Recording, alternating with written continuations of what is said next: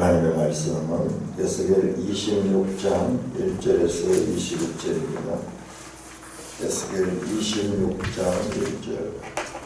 11째 해 어느 달 초하루에 여호와의 말씀이 내게 임하여 이르시되 인자야 두로가 예루살렘에 관하여 이르기를 아하 만민의 문이 깨져서 내게로 돌아왔도다. 그가 황폐하였으니 내가 충만함을 얻으리라 하였도다. 그러므로 주 여호와께서 이같이 말씀하셨느니라. 두로야 내가 너를 대적하여 바다가 그 파도를 굽어치게 함같이 여러 민족들이 와서 너를 치게 하리니 그들이 두로의 성벽을 무너뜨리며 그 망대를 헐 것이요 나도 티끌을 그 위에서 썰어버려 맨바위가 되게 하며 바다 가운데에 그물치는 곳이 되게 하니 내가 말하였습니다. 주 여호와의 말씀이니라. 그가 이방의 노략거리가 될 것이요 들에 있는 그의 딸들은 칼에 죽으리니 그들이 나를 여호와인 줄을 알리라.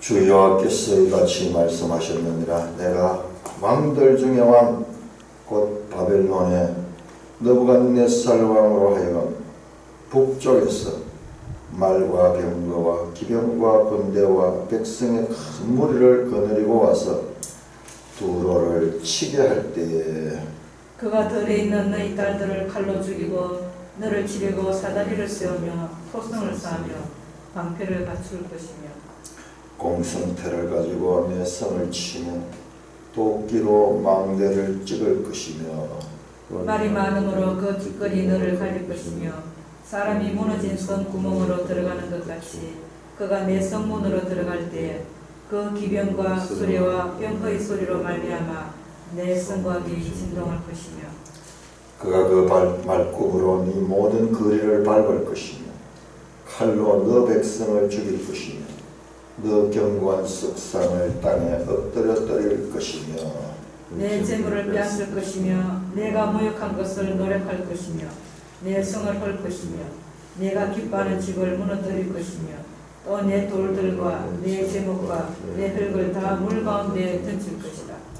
내가 너 노래 소리를 그치게 하며 너 수금 소리를 다시 들리지 않게 하고 너를 맨바위가 되게 한즉 내가 검을 말리는 곳이 되고 다시는 건축되지 못하리니 나 여호와가 말하였음이니라. 주 여호와의 말씀이니라.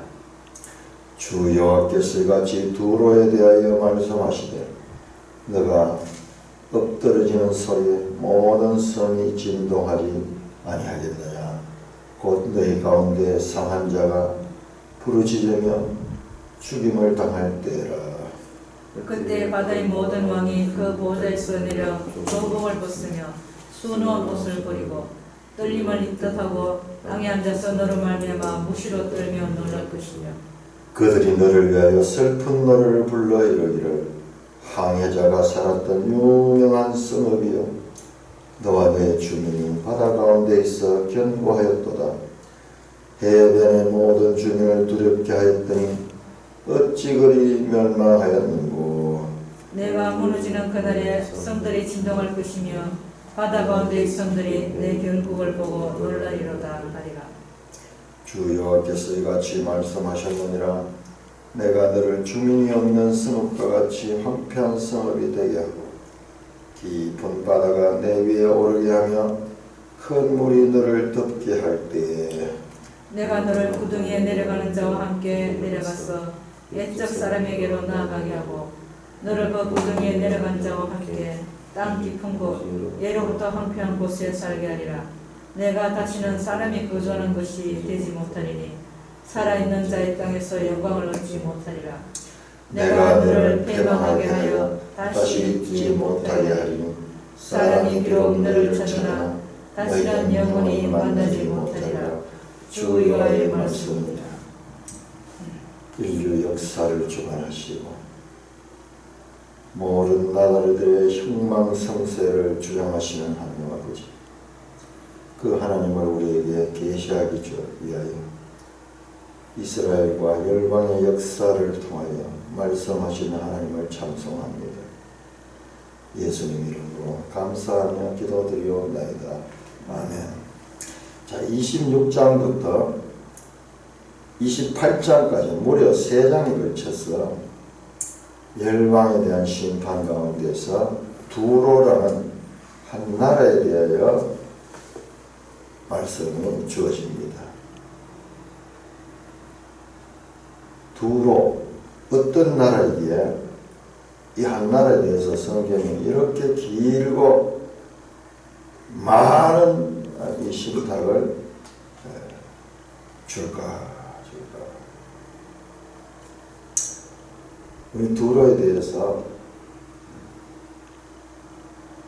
알아야 되는데, 이 두로는 세계사를 통해서 이해를 할 수가 있어요. 그냥 우리 성경에 나오는 자료는 두로는 그냥 그 솔로몬 성전이 건축할 적에 두로의 왕이 백향목을 보내줘가지고 그 성경 건축에는 그런 이야기밖에 안 나와요. 그런데도 불구하고 에스겔서에서는 이 두로를 세상의 어떤 나라보다도 더 크고 중요하게 다루고 있습니다.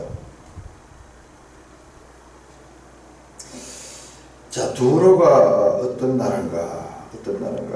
두로는요, 그 유명한 페니키아입니다. 페니키아.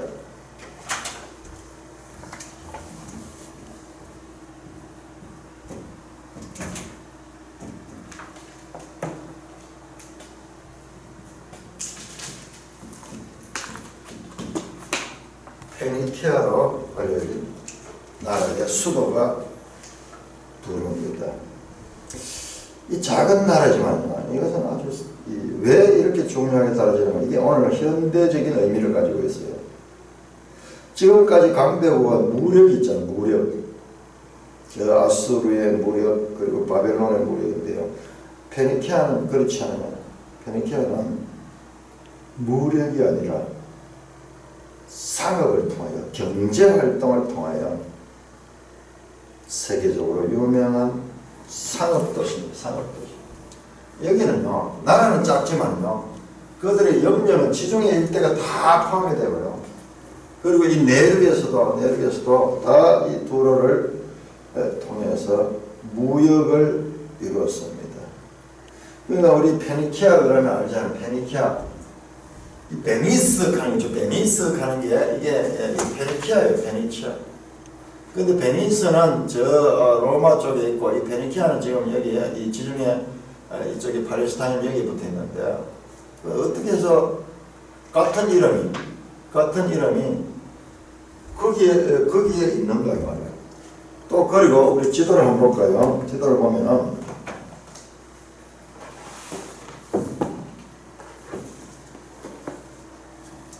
바울이 항해할 때 보면 페닉스 가는 거예요. 페닉스.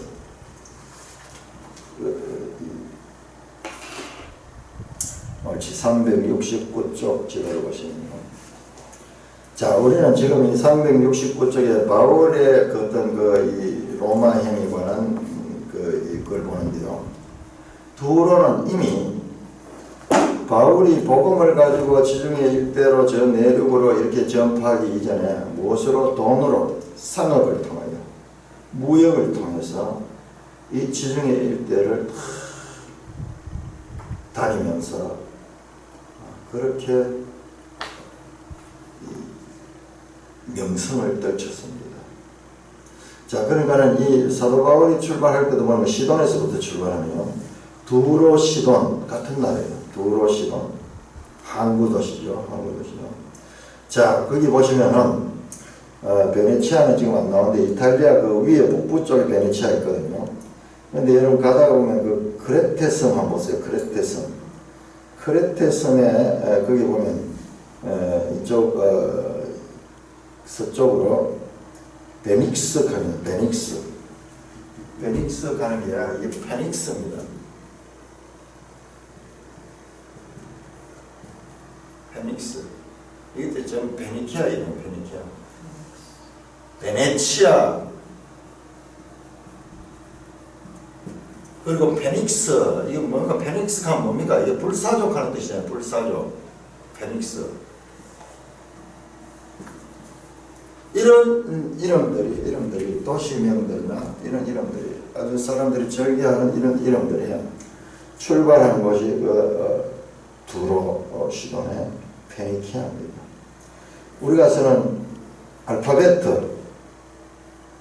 알파벳의 이 시작도 이 두로 시돈, 이 페니키아에서 나왔다고 우리가 배웠죠.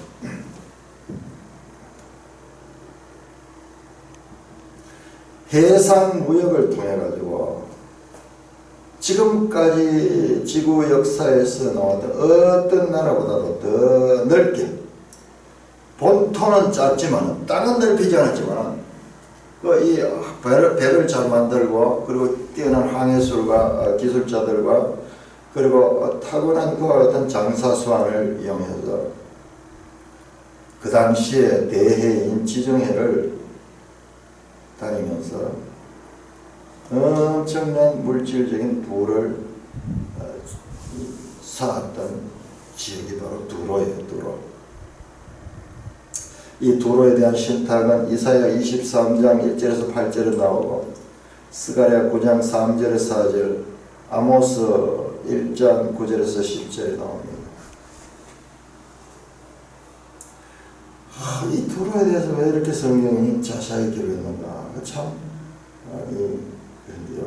이 내용들을 보면 요한계시록 18장에 보면 바벨론이 멸망할 때 이 두로의 이 멸망과 똑같은 내용들이 거기에 나타납니다. 그러나 이 두로는 아주 중요한 나라입니다. 아주 중요한 나라. 나중에 요한계시록은 이 바벨론이 돼요. 바벨론이 이 두로의 모습과 똑같이 망합니다.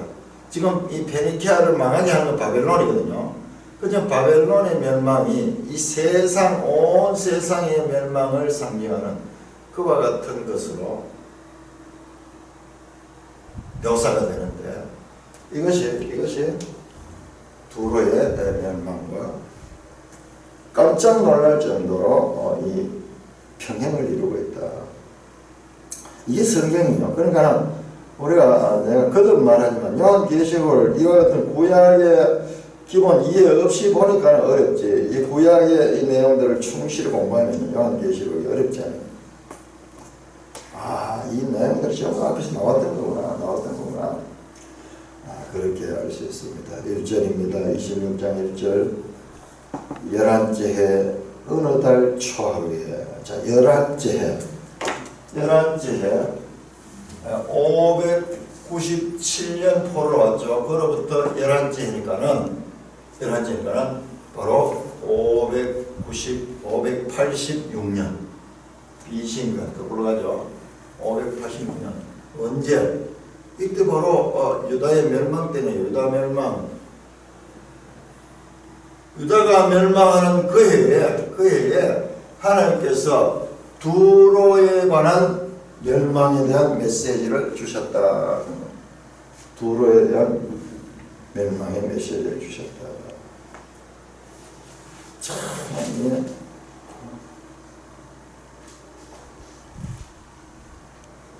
2절입니다. 인자야 두로가 예루살렘에 가려 이르기를 만민의 문이 깨져서 내게로 돌아왔도다. 그가 항폐하였으니 내가 충만함을 얻으리라 하였도다. 두로가요. 예루살렘이 멸망했잖아요. 이때. 이 내용 한번 보세요. 예루살렘에 관하여 이르기를 586년에 두로가 예루살렘에 관하여 이르기를 그가 망했구나. 지금 이 간접적으로 그가 황폐하였으니 내가 충만함을 얻으려 만민의 문이 깨져서 내게로 돌아왔도다. 지금 이걸 이야기하고 있잖아요. 예루살렘 멸망을 보면서 두로가 기뻐하는 거예요. 만민의 문이 깨졌다. 여기서 만민의 문이라는 것은요, 우리 지도 214쪽을 한번 보십시다. 214쪽.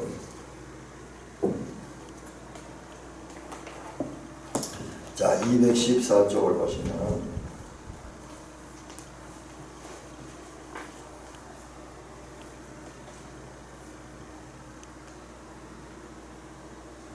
자, 거기에 이 두로 나오죠. 두로, 시돈, 그 중간에 베니게 되어 있죠. 베니게, 페니키아는 뜻입니다. 페니키아. 자, 여기가요. 애굽에서도 전쟁하러 갈 때에 이 길을 따라 올라가죠. 그리고 유다를 거쳐가지고 두로, 시돈을 거쳐가지고 위로 올라가고, 그 다음에 저 바벨론에서 공격할 때 이 길로 옵니다. 왜 그러냐 하면 이 동쪽은 사막 지역입니다. 사막 지역이기 때문에 여기 길도 없고 사람들이 살지 못하는 곳입니다. 땅이 넓어도 거기 사람 살지 못해요. 비옥한 초성달 지역을 연결시켜주는 것이 바로 이 유다와 두로, 시돈입니다. 서쪽에는 바다입니다. 바다. 그러니까 이것이 만민의 문인 거예요. 이 길이. 그런데 이 유다가 깨져버리니까는 이제는 두로, 시돈이 그 유다가 가지던 이익까지도 취할 수 있는 것입니다. 상업적 이권을 가지게 되는 거예요. 그가 황폐하였으니 내가 충만함을 얻으리로다 하였도다. 유다가 멸망했으니 두로는 유다의 목까지 이제 취할 수 있는 그와 같은 이익을 얻을 수 있다. 그렇게 지금 말하고 있잖아요.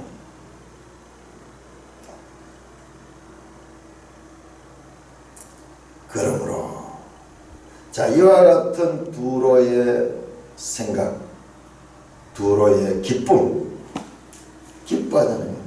유다의 멸망을 기뻐했어요. 아, 만민의 문이 깨졌다. 자, 이거 한번 보세요. 25장 3절 25장 3절에서 열방에 대한 심판할 적에 이 표현이 나왔어요. 25장 3절에 뭐라고 하겠습니까? 암몬이 유다 족속이 사로잡힐 때 그들이 이르기를 아 좋다 했다. 아 좋다. 그리고 8절에 보면 유다 족속은 모든 이방과 다름없다. 그러면서 지금 여기 나오는 열국들은 유다의 멸망을 기뻐하고 유다의 멸망을 자기들의 이익의 수단으로 삼는 그런 열방들이에요. 그러므로 이와 같이 이 유다의 멸망에 대해서 기뻐하고 그들이 그것을 통해서 이익을 얻고자 했던 그것이 바로 이들의 심판에 관한 이유가 됩니다. 그러므로 3절에 보니까는 주 여호와께서 이같이 말씀하셨느니라 두로야 내가 너를 대적하여 바다가 그 파도를 후비치게 함같이 여러 민족들이 와서 너를 치게 하리라. 자, 아까 그 지도책 다시 한번 214쪽 한번 보십시다.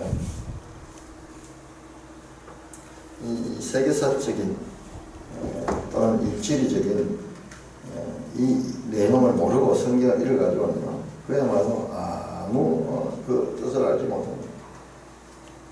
이 지도보다는 아까 그 바울의 그 이 전도예요. 그걸 봐야 됩니다. 로마 265쪽 269쪽 이렇게 됩니다. 269쪽. 이 두로는요, 이 배를 타고, 그래 두로의 국토는 바다예요, 바다. 육지는 작지만 그런 바다를 통해서 쭉 다니면서 여기 지도 안 나와요. 이쪽까지 저쪽 지중해 아래쪽이죠. 아프리카 북부 쪽 저 아래쪽까지 다 차면 저기까지 자기의 그 식민지를 둡니다. 그것이 유명한 카르타고가 그 페니키아의 식민지입니다. 이동하는 국가예요. 이동하는 국가. 그래서 배를 잘 만들었습니다. 그 페니키아 배는 나중에 그 로마 역사를 보면 로마가 이 페니키아의 배를 배웁니다. 그 기술자를 데려오고 이래서 그 유선형으로 돼가지고 가장 합리적인 설계가 거기서 나와요. 그리고 아주 좋은 재료를 가지고 가장 이 바람의 저항을 바다를 잘 활용할 수 있는 기술이 얘기 나왔어요. 그래서 이들이요, 이 지중해 곳곳을 다니면서 그야말로 그 당시에 세계는 넓고 할 일은 많다. 지금까지 나라들은 전부 다 육지에서 그냥 땅 차지하고 육지에 복받아야 된대요. 이들은 이동하면서 글로벌한 그런 경제를 이미 이루어를 했습니다. 근데 두로야, 내가 너를 대적하여 바다가 그 파도를 굽이 치게 함같이 여러 민족들이 와서 너를 치게 할까. 바벨론을 비롯해서 여러 민족들이 두로를 심판하는 하나님의 도구가 된다고 말합니다. 그들이 4절에 그들이 두로의 성벽을 무너뜨리며 그 망대를 할 것이며 나도 티끌을 그 위에 쓸어버려 맨바위가 되게 합니다. 바다 가운데 그물 치는 곳이 되게 합니다. 내가 말했습니다. 주 여호와의 말씀이니라. 그가 이방의 노략거리가 될 것이요 들에 있는 그의 딸 칼에 죽을 그들이 나를 여호와인 줄 알리라. 이 표현도 기가 막힙니다.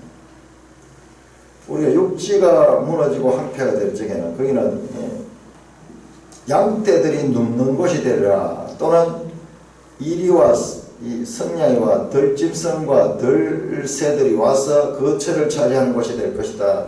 그렇게 주로 표현합니다. 여기에는 그물 치는 곳입니다.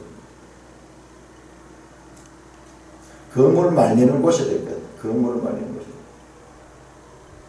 사람이 살지 않고 그냥 아무것도 없으니까 거기다가 맨바위 가운데 그물을 만들고 그물을 또 말리는 그런 곳이 되게 할 것이라고 말합니다. 많은 건물들이 있었는데 거기 다 무너져 버리고 황폐해지면 그냥 평탄해져 버렸어요. 맨바위 같이 되어버렸어요. 그 찬란한 상업적인 부를 통하여 이루겠던 그런 도시가 그냥 다 맨바위처럼 아무것도 없게 된다는 말입니다. 이방의 노략거리가 될 것이고 들에 있는 그의 딸은 칼에 죽으리라. 들에 있는 그의 딸들, 비유적인 표현이죠. 군사적 방위시설이 없는 지역에 있는 사람들, 그 국민들도 그 칼에 죽게 됩니다. 그때 그들이 나를 여호와인 줄 알 것이다. 두로는 너무나 막강하고 너무나 이 찬란한 문화를 가지고 있기 때문에 두로의 영화는 영원한 줄 알았습니다. 그런데 두로가 일시간에 망하는 걸 보고 그 사람들이 하나님을 알게 된다는 말씀입니다. 7절입니다. 자, 7절은 두로를 바벨론이 공격을 하는데 그 바벨론 군대의 위용은 상세하게 묘사하고 있습니다. 두로를 침공하는 바벨론 군대의 위용에 대해서 주 여호와께서 같이 말씀하시는 내가 왕들 중에 왕 곧 바벨론 느부갓네살 왕을 하여금 북쪽에서 오게 한다. 자, 우리 앞에서 보면 동쪽에서 사람들이 와서 그 땅을 지배한다. 그런데 이 바벨론이 아니잖아요. 자, 북바벨론은 북쪽에서 옵니다. 위에서 이렇게 내려옵니다. 동쪽에서 오면 아랍 사람들, 아랍 사람. 그 사막에 족속들. 북쪽에서 말과 병거와 기병과 군대와 백성의 큰 무리를, 여기 백성의 큰 무리는요, 이 원어를 보면은 그냥 많은 백성이 아니고 연합군들, 바벨론 군대뿐만 아니라 그 다른 나라들, 식민지의 다른 나라들, 용병들도 같이 옵니다. 그 무리를 걸어와서 두로를 치게 할 때 그가 들에 있는 너의 딸들을 칼로 죽이고 너를 치려고 사다를 씌우며 토성을 쌓으며 방패를 갖출 것입니다. 공성태를 가지고 내 성을 치면 도끼로 망대를 찌릅니다. 말이 많음으로 호스, 말이 많음으로 그 티끌이 너를 가리키는 사람이 무너진 성구멍으로 들어갔지 그가 네 성문으로 들어갈 것이며 그 기병과 수레와 병거의 소리를 말미암아 네 성곽이 진동하리라. 그가 그 말굽으로 네 모든 거리를 밟을 것이며 칼로 너 백성을 죽일 것이며 네 견고한 석상을 땅에 떨어뜨릴 것이며 네 재물을 빼앗을 것이며 네가 무역한 것을 노력할 것이며 네 성을 헐 것이며 너가 기뻐하는 집을 무너뜨릴 것이며 네 돌들과 네 제목과 네 흙을 다 물 가운데 던질 것이라. 와, 바벨론 군대와 또 여러 나라의 군대가 와서 두로를 멸망시키게 될 그와 같은 장면을 자세하게 묘사하고 있습니다. 앞으로 일어날 두로의 심판이 얼마나 무서운가를 사실적으로 그렇게 묘사하고 눈앞에 그림이 그려질 수 있습니다.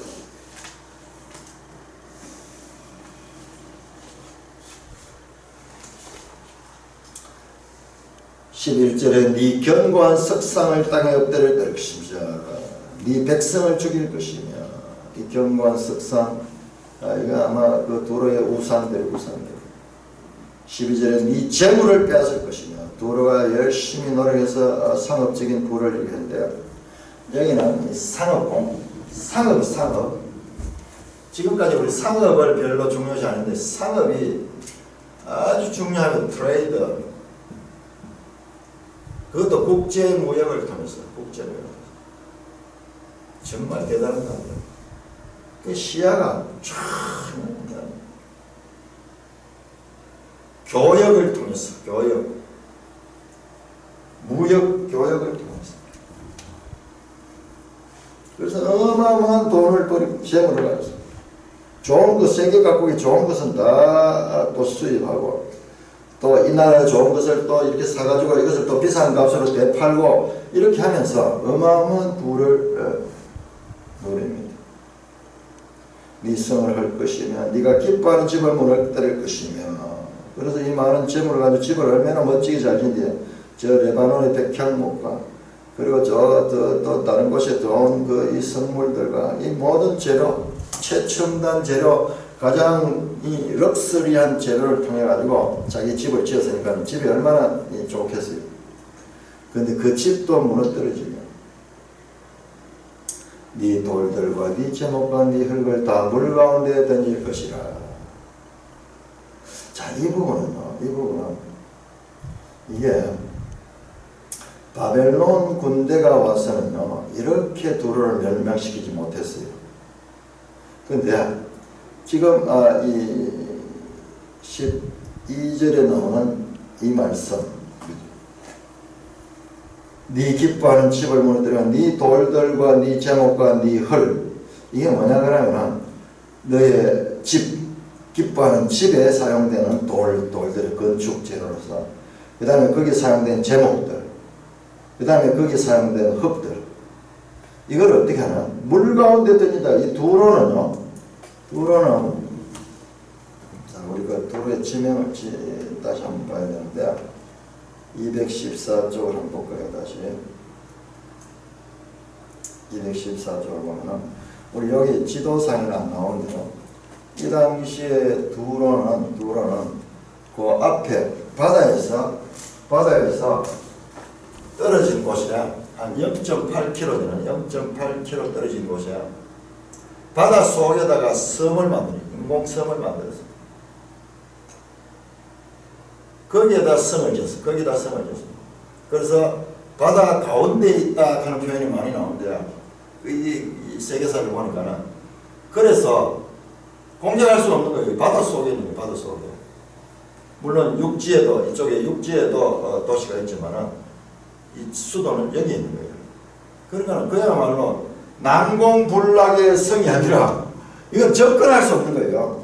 보통 이 고대 이 성들을 보면은 강을 끼고 그렇게 성을 짓는 거예요. 물론 이제 그 물을 이용할 수 좋게도 하지만은 적군이 소위 바벨론 그 성도 유프라테스 강변에 있어가지고 그 강을 통해서 군대가 들어오지 못하도록 하는 보호하는 역할을 했거든요. 그런데 이건 바다 가운데 있는 거예요. 바다 가운데. 그런데 이것을 그 물 가운데로 집과 흙과 이 제목과 석상들 이런 것들을 물 가운데로 던질 것이다 그랬는데 이게 자, 우리 스가랴 9장 한번 찾아봅시다. 스가랴 9장.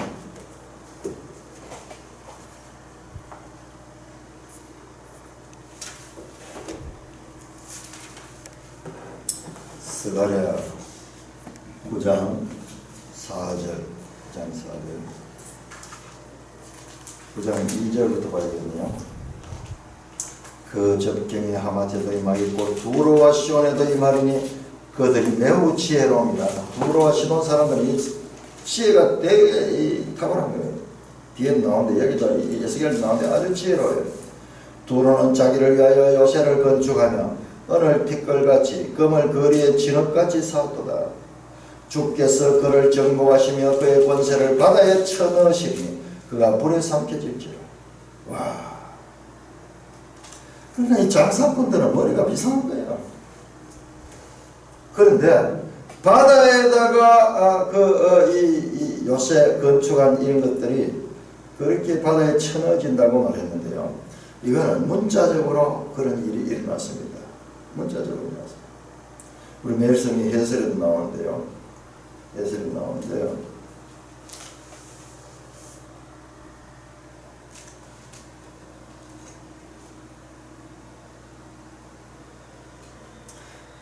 매일성이 해설 한번 보세요. 19절에서 21절에 두로의 이름은 이 땅에서 영원히 지으십니다. 바벨론은 느부갓네살의 공격으로 폐허가 된 두로는 조금 더 연명하는 듯 하다가 마게도냐의 왕 알렉산더의 공격에 의해서 완전히 숨이 끊어지고 멸망이 됩니다. 자, 알렉산더의 공격을 이 본문에서 떠올릴 수밖에 없는 것이요.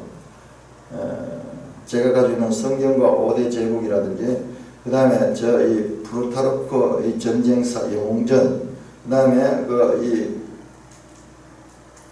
역사 헤로도토스의 역사라든지 고대 문헌, 그리고 그 요세푸스의 역사, 이런 자들을 보면요, 이런 내용이 나와요. 알렉산더가 두로를 공격해서 완전히 두로가 망하게 되는데, 그때 어떻게 했냐면 이렇게 이야기했죠. 제가 말씀드렸죠. 이게 이제 육지고 이건 바다 가운데 있어가지고 알렉산더도 이거는 어찌할 수 없는 거예요. 어찌할 수 없는. 그러니까 이 사람들이 놀랍죠.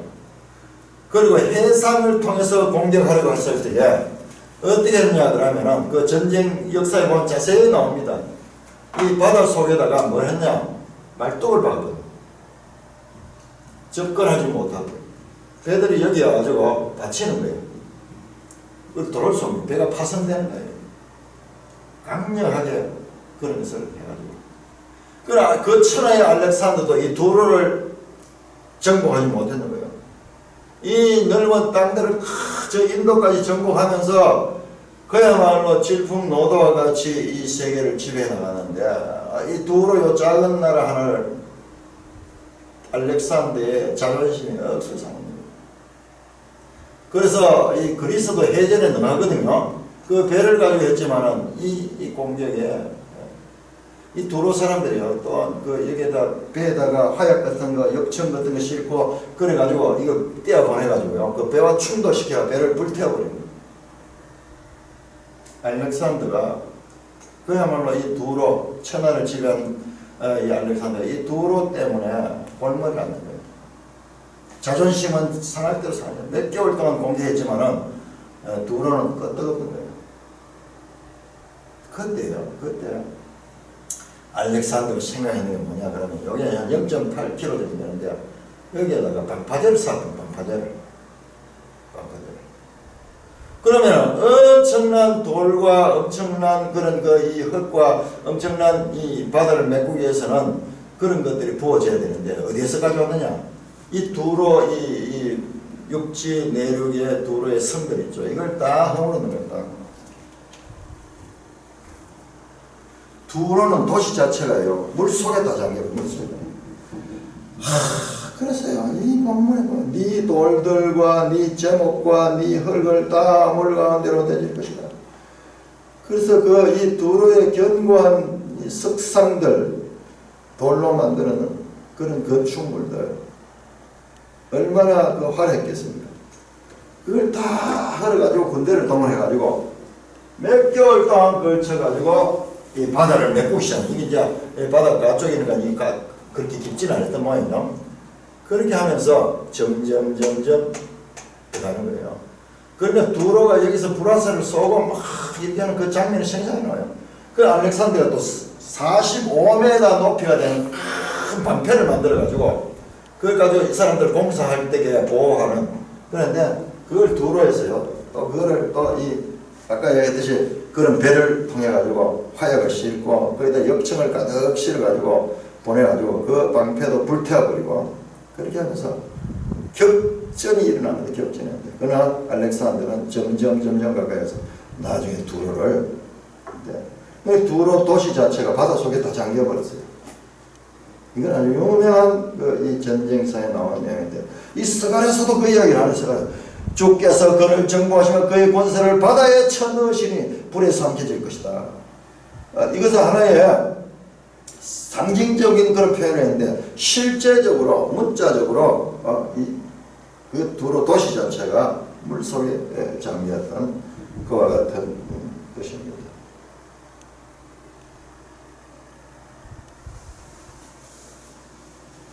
이 말씀은 역사 속에서 성취되었습니다. 알렉산더 BC 332년에 이런 일이 일어났습니다.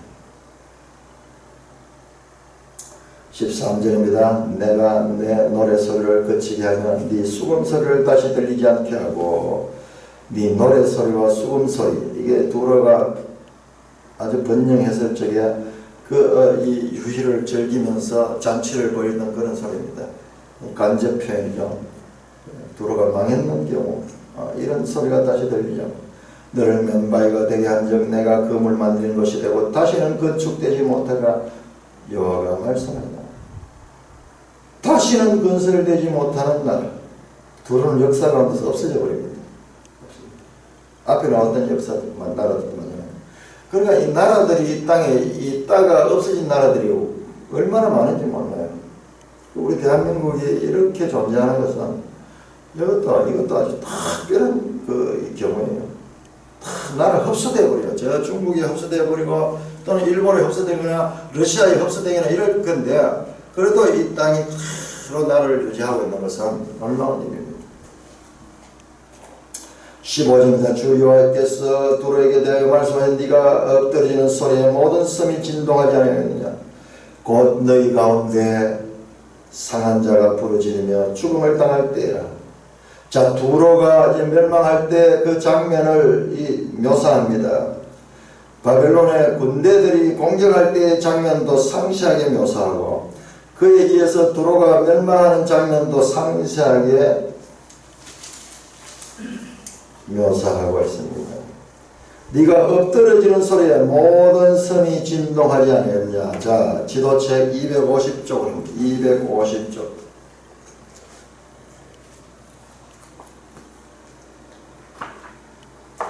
250쪽 자, 여기에는 좀 이 지도가 250쪽에 보면 두로 나오죠. 그 베니키아 그 나오네. 전쟁 표시 나오네. 알렉산더와 전쟁했던 그 장면 나오네요. 포위하고 그 다음 격전지가 나오네요. 그게 붉은색으로 표시를 해놨네요. 그 번뇌를 보니까 두로도 알렉산더에서 이렇게 공격을 당합니다. 자, 그때 보면은 두로의 섬들 그 구브로 섬 있죠. 키프로스 그 다음에 저 크레테라든지 그리고 그리스 쪽에 아주 섬들이 많습니다. 작은 섬들이 많이 있습니다. 이 섬들을 주로 다니면서 그 정박하면서 거기에 또 무역을 하고 뭐 이랬기 때문에 이 두로가 무너질 적에 모든 섬이 진동하지 않겠느냐. 여러 나라들 곧 너희 가운데 상한 자가 부르짖어 죽음을 당할 때라. 16절입니다. 그때 바다의 모든 왕이 그 보좌에서 내려 조복을 벗어 수놓은 옷을 버리고 떨림을 입듯 하고 땅에 앉아서 너로 말미암아 무시로 떨며 놀랄 것이며 믿고 있었고 그리고 참으로 영원할 것 같았던 두로가 갑자기 멸망하게 되니까 바다의 모든 왕이 여기는 뭐 구체적으로 꼭 바다의 왕도 되겠지만 세상의 모든 나라의 왕들이에요. 두로와 교역을 하던 그 왕들이 그 보좌에서 내려 조복을 벗은 수놓은 옷을 벗어 떨림을 입더라고 땅에 앉아서 너로 말미암아 무시로 떨면 두로가 멸망하는 거고 그들이 두려워하는 거예요. 자기들도 정말 아무런 힘없는 존재구나 하는 것을 깨닫게 된다. 그들이 너를 위하여 슬픈 노래를 불러 이르기를 항해사가 살았던 유명한 성읍이여 너와 너의 주민 바다 가운데 있어 경고하였도다. 해변의 모든 주민을 두렵게 하였더니 어찌 그리 멸망하고 네가 무너진 그날에 섬들이 진노할 것이다. 바다 가운데 섬들이 네 결국을 보고 놀라리라 하리라. 그와 더불어서 무역을 하고 그와 더불어서 이 관계를 맺었던 그와 같은 나라의 왕들이 두로의 멸망을 보고 슬퍼하면서 애가를 부릅니다. 이 지금 시적인 표현, 시적인 표현. 항해자가 살았던 유명한 성읍이요 너와 너의 주민이 바다 가운데 있어서 경고했는데 해변의 모든 주민을 두렵게 하였더니 어찌 그리 멸망하는고 네가 무너지는 그날에 섬들이 진노하지 바다 가운데 있는 섬들이 내 결국을 보고 놀라라. 세상 사람들이 두로의 멸망을 보고 참으로 안타까워하면서 놀라게 되는 것을 묘사하고 있습니다. 19절입니다. 주 여호와께서 같이 말씀하셨네. 내가 너를 주민이 없는 성읍같이 황폐한 성읍이 되어 깊은 바다가 내 위에 오르게 하며 큰 물이 너를 덮게 할 때에 두로 자체가요 물속에 잠겨버린 거예요. 이 문자적인 표현이 문자적인 표현. 물속에 잠겨. 도시가 물속에 들어가 버렸어요. 큰 물이 깊은 바다 큰 물이 너를 덮게 할 때 내가 너를 구덩이에 내려간 자와 함께 내려가며 애적 사람에게 나아가게 하고 너를 그 구덩이에 내려간 자와 함께 땅 깊은 곳으로 애로부터 황폐한 곳에 살게 하라. 네가 다시는 사람이 거주하는 되지 못하니 살아있는 자의 영광을 땅에서 영광을 보지 못하라. 내가 너를 패망하게 하여 다시 잊지 못하니 사람이 비록 너를 쳐내나 다시는 영원히 만나지 못하라. 주 여호와의 말씀이다. 두로에 대한 완전한 심판, 완전히 멸망되는 그와 같은 장면을 지금 시적으로 표현해서 말씀하고 있습니다. 자, 그런데 중요한 것은요. 자, 이 두로의 멸망이 요한계시록 18장, 요한계시록 18장. 자, 우리는 성경과 성경과의 관계를 알아야 됩니다. 성경과 성경과의 관계를. 제가 이 성경 처음 읽으면서 이런 부분이 되게 중요하다 생각만 했는데 이 두로 사건은요 그냥 한 나라 사건이 아니에요. 모든 열방에 대한 하나님의 이 심판의 두려움을 가르쳐주는 상징입니다. 자, 요한계시록 18장은 이제 이 세상 나라가 끝나는 장면, 19장이 예수님의 재림이 옵니다. 그러니까 18장은 세상 나라의 멸망이니까 얼마나 중요하겠어요. 18장 2절에 보니까 힘찬 음성을 외쳐가다 무너졌도다 무너졌다 큰 성 바벨론이요. 바벨론이 멸망인 것을 말합니다. 자, 바벨론에 대한 7절부터 보면 바벨론에 대한 하나님의 심판 이유를 설명하기 나옵니다. 18장 7절 그가 얼마나 자기를 영화롭게 하였으며 사차이더니 그만큼 고통과 애통함으로 갚아주라. 그가 마음에 말하기를 나는 요함으로 앉은 자요 과부가 아니라 결탄코 애통을 당하지 아니하라. 교만하고요. 그러므로 하루 동안에 그 지한 이르니 곧 사망과 애통함과 흉년이라. 그가 불에 살라지니 그를 심판하시는 주 하나님은 강한 자입니다. 그가 함께 음행하고 사치하는 땅의 왕들이 그가 불타는 연기를 보고 위하여 울고 가슴을 치며 그의 고통을 두려하니 멀리 서서 이르되 화이또다 화이또다 큰 성 경관성 바벨론이여 한 시간에 내 심판이로다. 지금 여기 두로에 나오는 이야기가 똑같은 거예요. 다른 세상의 왕들이 두로의 멸망을 보고 안타까워하면서 이 애가를 부르듯이 지금 여기 똑같은 거예요. 10절입니다. 그 고통을 보고 무수한 멀리 서서 이르되 화이또다 화이또다 큰 성 경관성 바벨론이여 한 시간에 내 심판이 이르렀다 하리라. 땅의 상인들이 그를 위하여 울고 애통하는 것은 다시 그들의 상품을 사는 자가 없으며 그 상품은 금과 은과 보석과 진주와 샤마고 쭉 나오는데요. 이것은 뒤에 27장에 다시 한번 확인하고 있습니다. 자, 이렇게 두로의 멸망의 이 애가는요 요한계시록 바벨론의 애가로 연결되고 있습니다. 이 두로 사건은요 이 세상 나라의 마지막 때의 사건을 상징하는 그와 같은 의미가 이 속에 담겨있는 중요한 내용이라는 것을 알 수가 있습니다. 그래서 왜 이렇게 길게 26장, 27장, 28장에 걸쳐서 도로의 멸망을 자세하게 묘사하시는가? 왜 이 도로가 비중이 그리 큰가? 그 이유도 어렴풋이 알 수 있을 것 같습니다. 자, 그리고 도로의 멸망에 대한 이 장면 이사야 14장 하나님의 이 뜻을 우리가 완벽하게는 이해하지 못하더라도 이 성경을 통해서 보면요, 이것이 하나님께서 지금 이 부분을 이렇게 강조하고 있구나. 자, 도로의 멸망에 관한 장면이 나오는데요. 이 19절에서 마지막 21절까지 그 장면이요. 그와 흡사하게 비슷한 내용이 이사야 14장에 나옵니다. 14장 12절부터 제가께서 너 아침의 아들 계명성이 어찌 그리 하늘에서 떨어졌으며 너 열국을 엎은 자가 어찌 그리 땅에 찍혔느고 네가 네 마음에 이르기를 내가 하늘에 올라 하늘 무별 위에 내 자리를 높이라 내가 북극 지폐의 산 위에 앉으리라 가장 높은 구름에 올라가 지극히 높은 자와 같아지라 하더라. 그러나 이제 네가 곧 소울 곧 구덩이 맨 밑에 떨어짐을 따르라. 너를 본 네가 주목하여 너를 자세히 살펴보며 말하기를 이 사람이 땅을 진동시키며 열국을 놀라게 하며 세계를 황무하게 하며 성읍을 파괴하며 그에게 사로잡힌 자들을 집으로 보내지 아니한 자가 아니냐 하르다. 열방의 모든 왕들이 각각 자기 집에서 영광 중에 자그만 너는 자기 무덤에서 내쫓겨서 가져갔나고 하고 20절에 내가 네 땅을 망하게 하였고 네 백성을 죽였으므로 그들과 함께 안장되지 못하는 악을 행한 자의 후손은 영원히 이름이 부르리라. 그러면서요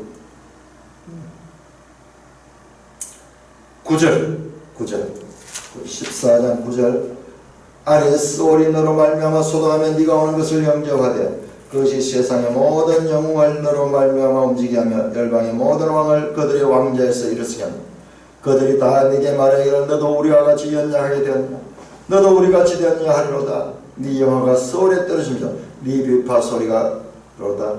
구더기가 내 아래에 깔리며 지렁이가 너를 덮였도다. 이 장면은 바벨론 왕이 멸망해서 그 소울로 내려가는 장면과 지금 똑같은 장면이 여기 19절에서 21절에 묘사되고 있습니다.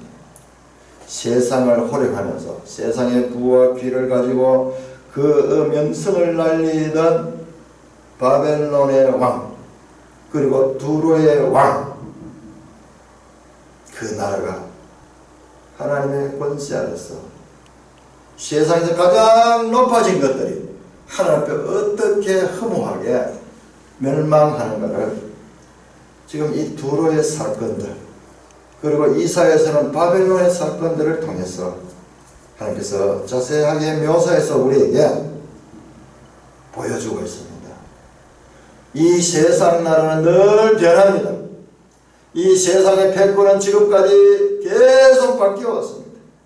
유럽의 역사에서도 저 스페인이 세계를 지배하다가 그들은 또한 무너졌고 네덜란드가 영국이 오늘날은 미국이 이렇게 세상의 패권을 갖고 있지만 그 모든 것들은 이 세상 역사를 주관하시는 하나님의 주권 아래 달려있다는 것을 이 두로 기사를 통하여 우리에게 그림으로 보여주고 있는 것입니다.